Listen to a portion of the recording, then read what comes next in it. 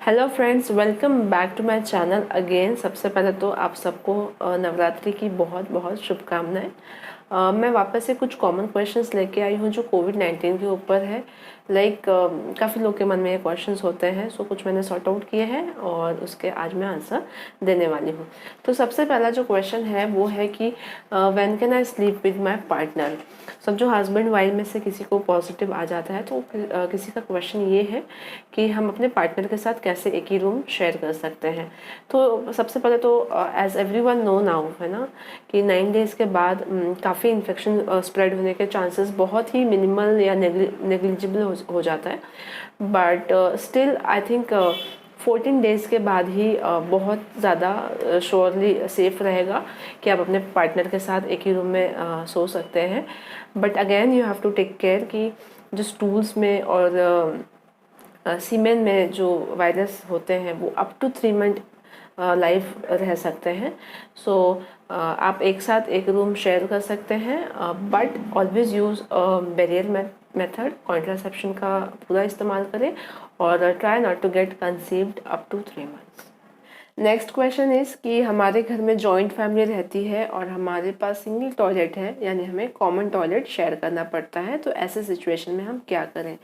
अगर आपके घर में ज़्यादा मेंबर रहते हैं, जॉइंट फैमिली है और अगर आपके पास सिंगल टॉयलेट है तो आप गैप मेथड का इस्तेमाल कर सकते हैं। अगर जो भी पॉजिटिव पेशेंट है वो टॉयलेट यूज़ करता है, उसके एक 25 से 30 मिनट के बाद आप अगर कोई भी पर्सन टॉयलेट यूज़ करेगा तो that is completely safe. And other method है कि अगर आपके टॉयलेट में एग्जॉस्ट फैन है तो बहुत अच्छी बात है, आप उस एग्जॉस्ट फैन का इस्तेमाल कर सकते हैं। जैसे ही पॉजिटिव पेशेंट टॉयलेट यूज़ करता है, बाहर आता है, तो मेक श्योर कि आप एग्जॉस्ट फैन चालू कर दें और उसके बाद भी आप 15-20 मिनट्स के बाद उसे चालू करके छोड़ दें। और उसके बाद अगर आप टॉयलेट सेफ यूज़ करेंगे तो इट इज़ टोटली सेफ। तो ऐसे सिचुएशन में आप इस तरह मैनेज कर सकते हैं। अगला क्वेश्चन है कि कोविड-19 का फीवर कब तक रहता है। हाउ लॉन्ग डज कोविड-19 फीवर लास्ट। तो कोविड-19 fever is a virus fever, low grade fever होता है, तो it can last up to 3 to 6 weeks as well. तो यहाँ पे अगर आपका बाकी के रिपोर्ट्स यानी कि एक्सरे, HRCT वगैरह सब नॉर्मल आता है तो बहुत ज़्यादा टेंशन की ज़रूरत नहीं है।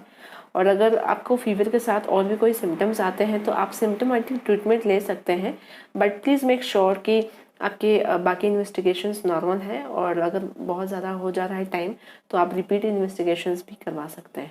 अगला क्वेश्चन है कि कोविड-19 में 9th डे में क्या चेंजेस होंगे, या फिर कैसे बोला जाता है कि 9 डे के बाद वायरस रेप्लिकेट नहीं होता, या फिर इन्फेक्शन होने के या इन्फेक्शन स्प्रेड होने के चांसेस कम हो जाते हैं, या फिर पेशेंट को कैसे वेलबींग फील होगा।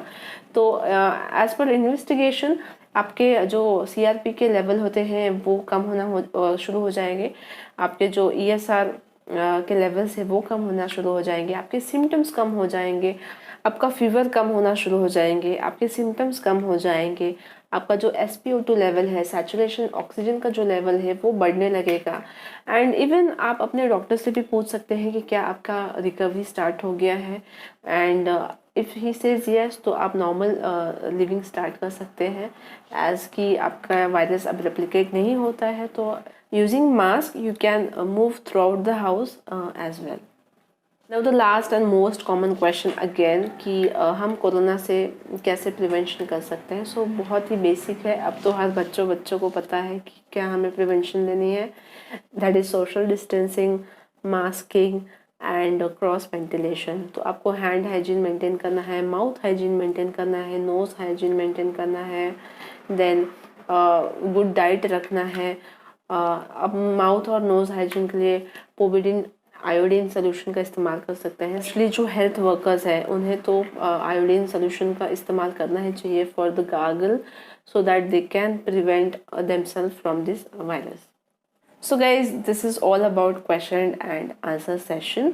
अगर आपको वीडियो पसंद आया होगा तो प्लीज़ लाइक बटन को ज़रूर हिट करिए and do share with your family, friends and loved ones of yours.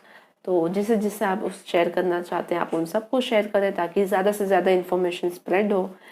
मिलते हैं अगली वीडियो में, तब तक आप मेरे बाकी की वीडियोस देख सकते हैं। अपना ख्याल रखें, घर पे रहें and see you soon in next video. Till then, bye.